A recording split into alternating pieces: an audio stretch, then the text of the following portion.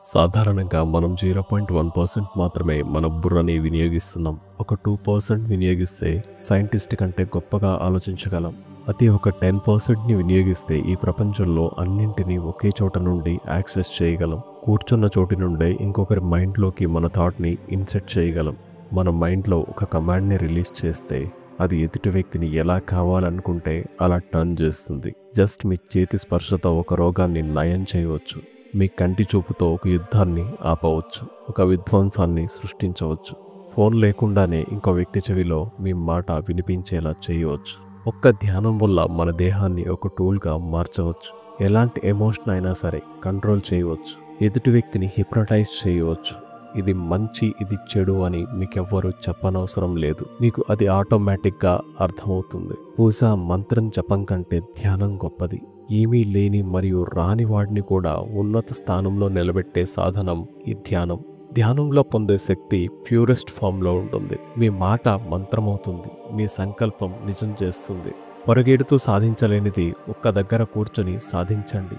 ఎంత దూరమైన క్షణాల్లో అధిగమించండి. ఇది కేవలం 10% బ్రెయిన్ చేసే పని. అదే 100% బ్రెయిన్ వినియోగిస్తే ఎలా ఉంటుంది? 100% బ్రెయిన్ని ఒక్క యోగి మాత్రమే వినియోగించగలరు. 10% బ్రెయిన్ని వినియోగించే కెపాసిటీ ఒక సాధారణ వ్యక్తికి ఉంది. అది కేవలం ధ్యానం వలనే సాధ్యమవుతుంది. ఇప్పటి వరకు మీరు వినని, తెలియని విషయాలు మరియు టెక్నిక్స్ని ఈ వీడియోలో మీకోసం అందించడం జరిగింది. ధ్యానం చేస్తే రోగం తగ్గుతుంది, ఏకాగ్రత పెరుగుతుంది, కావాల్సింది మేనిఫెస్ట్ చేయవచ్చు. ఒక్క ధ్యానంతో మన ఆలోచనను మనం ఇష్టం వచ్చినట్లు మార్చుకోవచ్చు. మనస్సు మన చేతుల్లో ఉంటుంది. పంచభూతాలను కంట్రోల్ చేసే పవర్ ఒక్క ధ్యానానికి మాత్రమే ఉంది. ఇది ఒక రకంగా చెప్పాలి అనుకుంటే మనం చేసే అంతరంగిక తపస్సు. శ్వాస మీద దృష్టి పెట్టుకుంటే ధ్యానం అయిపోతుందా? అలా అయితే అందరూ చేస్తారు కదా, మధ్యలో ఎందుకు వదులుకుంటున్నారు? దీనికి కారణం ఏమిటంటే మనస్సు కంట్రోల్ అవ్వదనే సమాధానం మన మెదడులోకి ఇప్పుడు వస్తుంది. కానీ మీరు ధ్యానంలో కూర్చోవడానికి ముందు నేను కేవలం ధ్యానం మాత్రమే చేస్తా, ఏం ఆలోచనలు రావు అనుకుంటే ఆలోచనలు ఆగిపోతాయి. వచ్చే ఆలోచనను కాన్షియస్గా అబ్జర్వ్ చేసినా ఆగిపోతుంది. ముఖ్యమైన గమనిక, ధ్యానం మనస్సుకి అలవాటు పడాలి అంటే శరీరం అలసిపోవాలి, పొట్ట ఖాళీగా ఉండాలి. ఇలా ఉన్నప్పుడు మాత్రమే సరిగ్గా ధ్యానం చేయగలుగుతారు. ఎడమ ముఖరంధ్రం మరియు కుడి ముఖరంధ్రం ద్వారా మనం శ్వాసని తీసుకుంటున్నాం.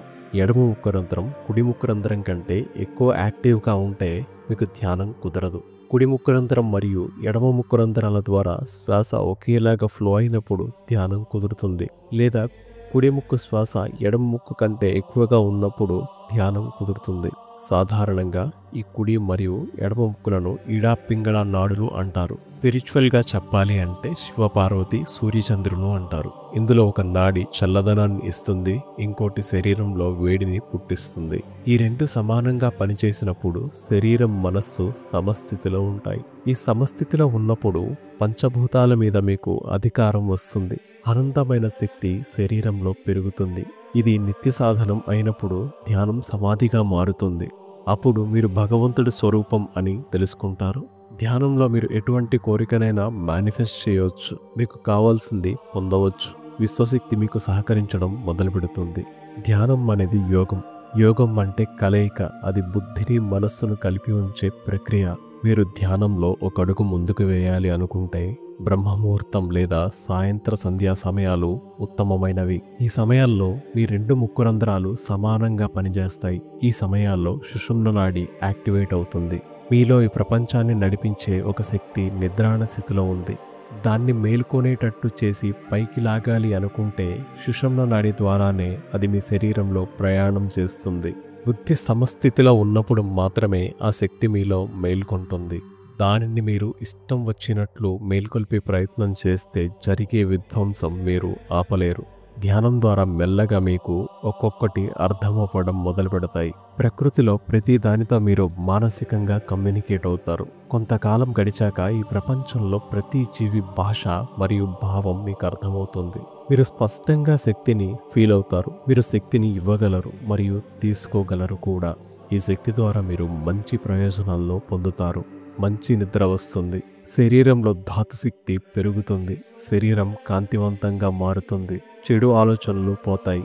మంచి ఆలోచనలు రీప్లేస్ చేయబడతాయి. మీరు మీ శక్తిని గుర్తించగలరు, మీ స్థాయిని మీరు గుర్తించగలరు, మీ విలువను మీరు తెలుసుకోగలరు. మీరు ఈ పరిసరాలను మీకు నచ్చినట్లుగా మార్చుకోగలరు. మీ ఆరా శుద్ధి చేయడంతో పాటు మీరు ఎదుటి వ్యక్తి ఆరాని కూడా శుద్ధి చేయగలరు. మీ శరీరంలో ఉండే అన్ని చక్రాలను యాక్టివేట్ చేసి కుండలిని శక్తిని పైకి తీసుకెళ్లే అర్హత మీకు వస్తుంది.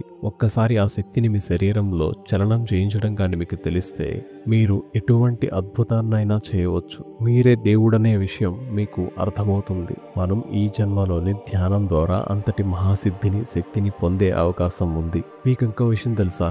గాయత్రి మంత్రం ఉచ్చారణ చేస్తే ఎంత ఫలితం వస్తుందో, శ్వాస మీద దృష్టిని ఉంచి తీసుకుంటున్న శ్వాసని సో అని, విడిచిపెడుతున్న శ్వాసని హమ్ అని మానసికంగా జపం చేసిన అంతే ఫలితాన్ని మనం అందుకుంటాం. దీన్ని అసఫ గాయత్రి అంటారు. గాయత్రి మంత్రం ఎలా అయితే బుద్ధిని ప్రచోదనం చేసి మిమ్మల్ని చీకటి నుండి వెలుగు వైపు నడిపిస్తుందో, అలాగే ఈ అసఫ గాయత్రి కూడా మీకు అటువంటి ఫలితాన్ని ఇచ్చి మీ తనువును మనస్సును ఆరోగ్యంగా ఉంచుతుంది. మీకు ధ్యానంలో ఉన్నతమైన స్థితికి తీసుకెళ్లడానికి ఈ అసఫ గాయత్రి సహాయపడుతుంది. అందరూ ధ్యానంలో శ్వాస మీద దృష్టి ఉంచాలి అంటారు, కానీ అది అసఫ గాయత్రి అని ఎవ్వరూ చెప్పరు. అది నిత్యం సోహం అని జపం చేస్తూనే ఉంటుంది. దానిని మనం కాన్షియస్గా పట్టుకుంటే అది తన నిజస్వరూపాన్ని మనకు చూపెడుతుంది. ఇది ఒక్క రోజులో జరిగే పని కాదు, నిత్యం చేస్తుంటే నెమ్మదిగా జరుగుతుంది. ధ్యానం ఏ సమయంలో అయినా చేయవచ్చు, కానీ ఉత్తమ ఫలితం రావాలి అనుకుంటే మాత్రం ఉదయం బ్రహ్మముహూర్త సమయంలో మరియు సాయంత్రం సంధ్యా సమయంలో చేయడం ఉత్తమం. ధ్యానం మీకు అలవాటు పడినప్పుడు మీరు చేస్తున్న ప్రతి పని తపస్సుగా మారుతుంది. మీరు చేసే అన్ని కర్మలు సత్కర్మలుగా మారుతాయి. ఈ ధ్యానానికి బాగా అలవాటు పడితే చాలా వేగంగా నిద్రపడుతుంది. శరీరంలో ఉండే cell generation, cell balance and cell elimination పర్ఫెక్ట్గా జరుగుతాయి. ఈ ప్రక్రియ సరిగ్గా జరిగితే శరీరం రోగరహితం అవుతుంది, ముఖం కాంతివంతంగా మారుతుంది, దైవిక తేజస్సు శరీరంలో నిలబడుతుంది. మీరు ఏ పని చేస్తున్నా దాన్ని గమనిస్తూ గాని చేస్తే అది ధ్యానమే అవుతుంది. అయితే ఇలా గమనిస్తూ చేయడం సాధ్యం కాదు. అందుకే ధ్యానంలో మనస్సుని బుద్ధిని ట్రైన్ చేస్తాము. ఇంకో అడిషనల్ బెనిఫిట్ ఏంటంటే, మీరు ధ్యానం చేస్తున్న ప్రతిసారి ఎంతో కొంత విశ్వశక్తి శరీరంలోకి ఆటోమేటిక్గా రిసీవ్ చేసుకుంటారు. ఇది మీరు ధ్యానంలో కూర్చున్నప్పుడు ఏ సంకల్పం చెప్పి కూర్చున్నారో ఆ సంకల్పం నెరవేర్చడానికి సహాయపడుతుంది. అందుకే ధ్యానంలో కూర్చునే ముందు మనస్సులో సంకల్పం చెప్పి కూర్చోండి.